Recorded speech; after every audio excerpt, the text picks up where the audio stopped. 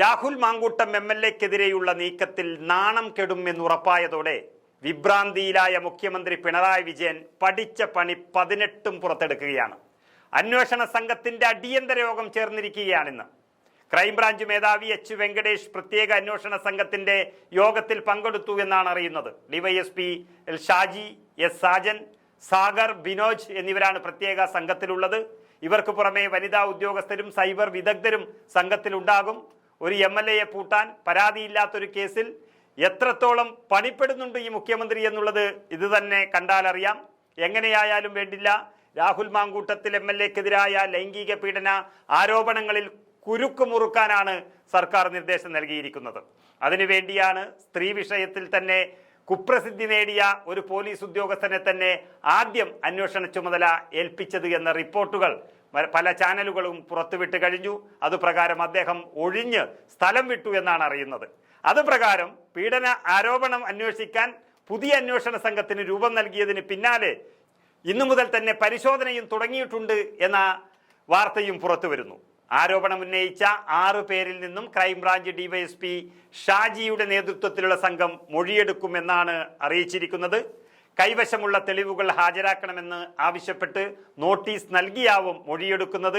എത്ര കഷ്ടപ്പെട്ടാണ് ഇങ്ങനെ വിളിച്ചു വരുത്തുന്നത് എന്നോർക്കണം. അതായത് ഇര എന്ന് പറയുന്നവർ തന്നെ ആരുമില്ല, അവരെല്ലാം റിപ്പോർട്ടർ ചാനലിന്റെ കീഴിലുണ്ട് എന്നാണ് പറയുന്നത്. അതുകൊണ്ട് അന്വേഷണ സംഘത്തോടൊപ്പം റിപ്പോർട്ടർ ചാനലിനെയും ഇതിൽ ചേർക്കേണ്ടി വരുമെന്ന് പറയുന്നവരുമുണ്ട്.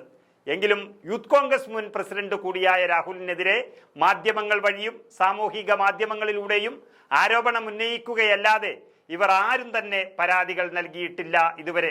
അത് തന്നെയായിരിക്കും ഇനി അന്വേഷണ സംഘം അന്വേഷിച്ചു പോയാലും സംഭവിക്കാൻ സാധ്യത.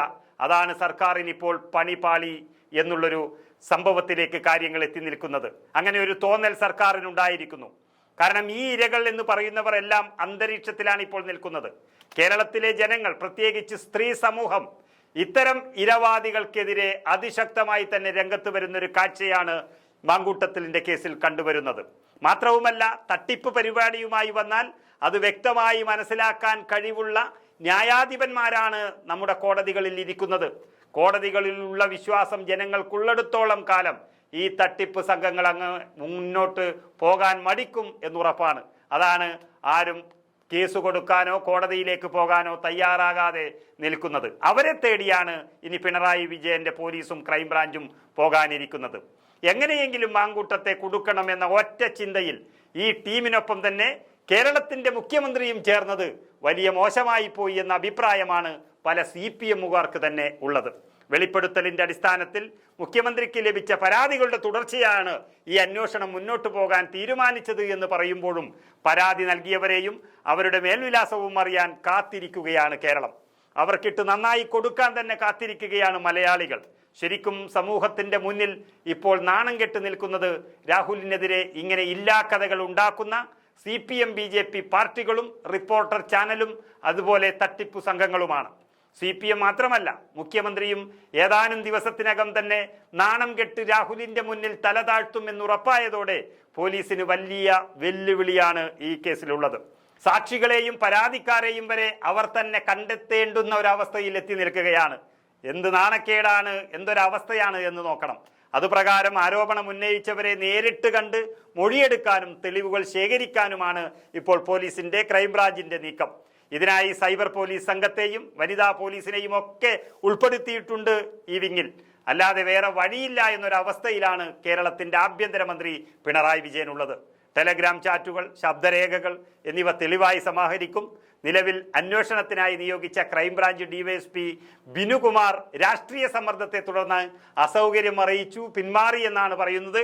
കാരണം മണിക്കൂറുകൾക്കകം പുതിയ അന്വേഷണ ഉദ്യോഗസ്ഥനായി ക്രൈംബ്രാഞ്ച് ഡിവൈഎസ്പി ഷാജിയെ നിയമിച്ചതും സർക്കാരിന്റെ ഇതിലുള്ള തിടുക്കമാണ് പ്രകടമാക്കുന്നത്. പക്ഷേ യാഥാർത്ഥ്യം മനസ്സിലാക്കിയാണ് ആ ഉദ്യോഗസ്ഥന്റെ പിന്മാറ്റം എന്നും വാർത്തകൾ വരികയാണ്.